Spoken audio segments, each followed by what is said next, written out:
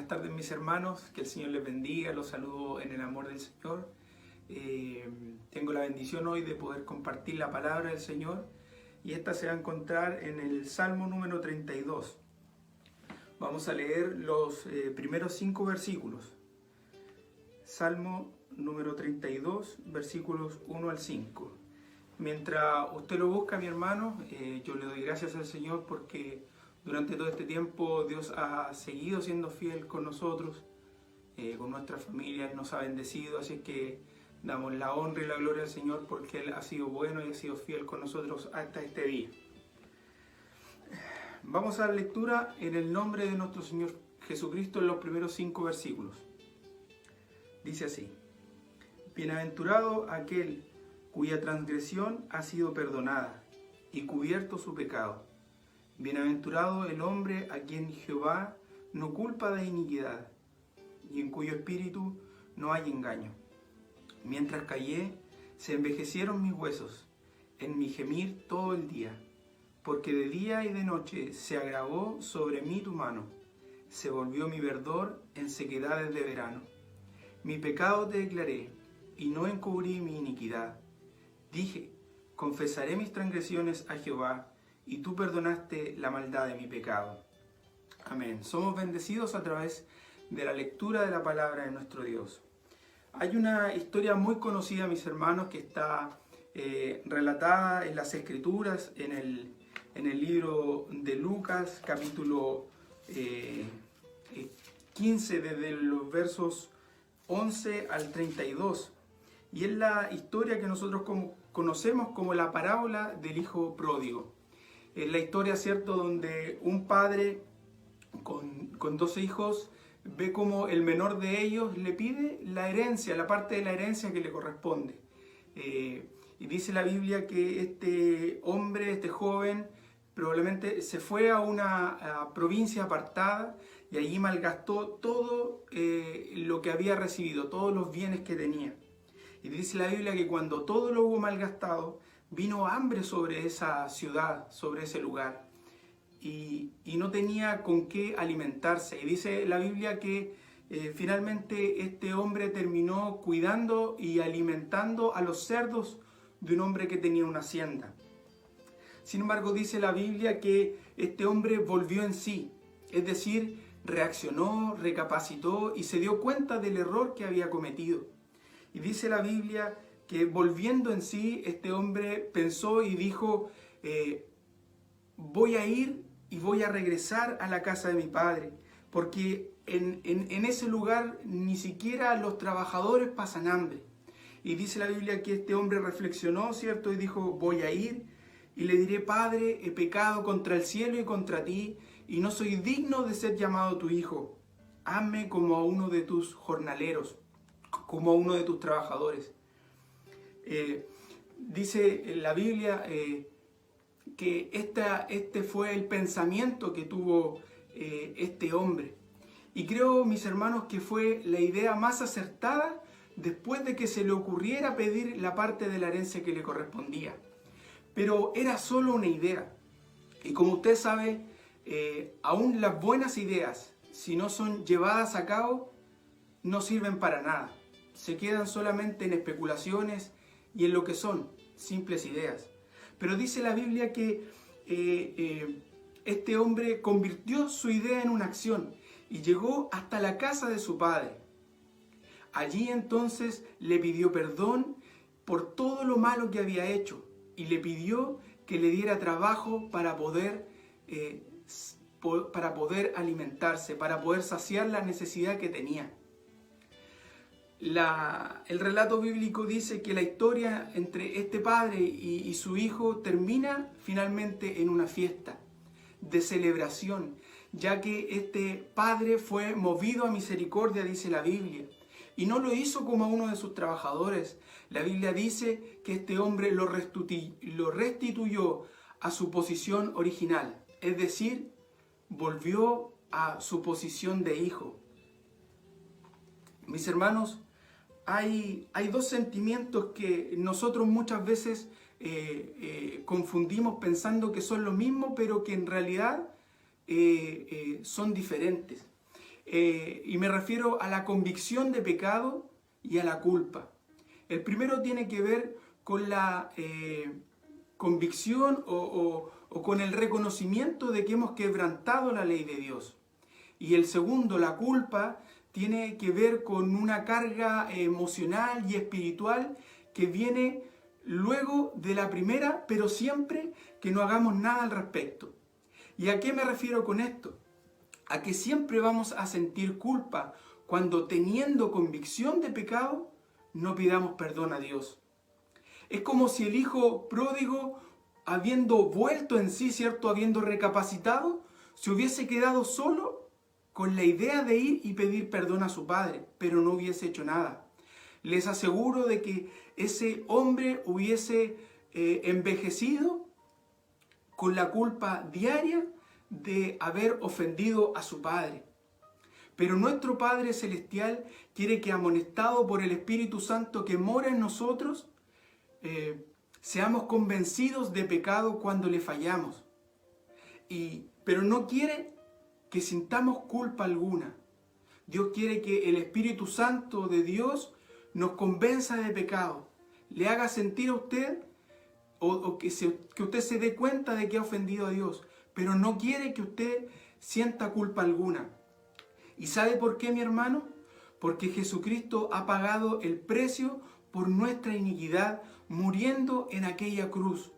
Jesucristo pagó el precio por nuestros pecados y solo espera que nos humillemos delante del Padre para hallar reposo para nuestras almas. Por esta razón, el salmista expresa en los primeros versículos del Salmo 32 cuán feliz es aquel cuyas faltas han sido aliviadas. Es dichosa la persona a quien Jehová nos responsabiliza de iniquidad o de maldad alguna. Y no es que Dios no vea nuestros errores, sino que su justicia es satisfecha mediante el sacrificio de Jesucristo. Juan 3:17 dice que porque no vino Dios al mundo para condenar al mundo, sino que para que el mundo sea salvo por él. Mis hermanos, ¿se siente usted feliz cada día sabiendo que Dios ha perdonado su pecado? ¿O es que en realidad se siente atormentado por la culpa de su pecado? Recuerde, mi hermano, que Jesucristo vino a este mundo para salvarnos del castigo que merecíamos. La Biblia dice que la paga del pecado es la muerte. Sin embargo, Jesucristo vino a este mundo para librarnos de esa condenación. Él pagó por nuestros pecados. Pero lamentablemente, mis hermanos, muchas veces no tomamos el regalo que Dios tiene para nosotros, que Jesucristo nos ha dado, y no nos atrevemos a presentarnos delante del Padre para con humildad pedir perdón por nuestras faltas y por nuestras transgresiones. Y así, mis hermanos, pasan los días, así pasan las semanas, y muchas veces, tal vez usted sabe de algún caso, pasan también los años. Y nos apartamos de Dios, nos apartamos de los caminos del Señor y dejamos de lado su palabra para dar libre paso a los deseos de la carne. Pero Dios no quiere que eso suceda con nosotros. Por eso que en el libro de Hebreos, capítulo 4, versículo 16, la Biblia dice, mis hermanos, que podemos acercarnos. Lo voy a leer. Hebreos capítulo 4, versículo 16 dice: acerquémonos pues confiadamente al trono de la gracia para alcanzar misericordia y hallar gracia para el oportuno socorro. ¿Quién cuando niño no desobedeció a sus padres? Incluso hay algunos que siendo adultos lo siguen haciendo. Pero yo recuerdo que mi mamá a veces me daba permiso para ir a jugar a la pelota en la calle y me decía, a tal hora tienes que estar acá. Y yo llegaba un poquito más tarde. Entonces, cuando llegaba de regreso a la casa, mi mamá, cierto, con voz dulce me decía, ¿a qué hora te dije que tenías que estar acá? Y yo le decía, por ejemplo, a las 7 de la tarde, y ya eran las 8. Entonces mi mamá decía, ya ven, entra, después vamos a conversar. pero todos sabemos lo que significa ese después vamos a conversar. Yo sabía que entrando me iba a caer el castigo y que por cierto era merecido porque había desobedecido. Pero yo le decía, no voy a entrar porque me vas a castigar. Y mi mamá me volvía a decir, no, entra nomás. Yo estaba seguro, mis hermanos, o más bien yo sabía que no podía entrar confiadamente a la casa porque sabía que me iban a castigar. Sin embargo, mis hermanos, con nuestro Padre Celestial no es así. La Biblia dice, acerquémonos confiadamente al trono de la gracia. Ciertamente, mis hermanos, con toda confianza y con toda seguridad podemos acercarnos al trono de Dios para alcanzar misericordia. Con toda seguridad podemos ir delante de la presencia del Señor para que podamos ser perdonados por Él cuando nos humillamos delante de su presencia. Así como el hijo pródigo, mis hermanos, usted y yo también tenemos un Padre misericordioso, un Padre que es movido a misericordia. No tenga duda usted, mi hermano, del amor de Dios.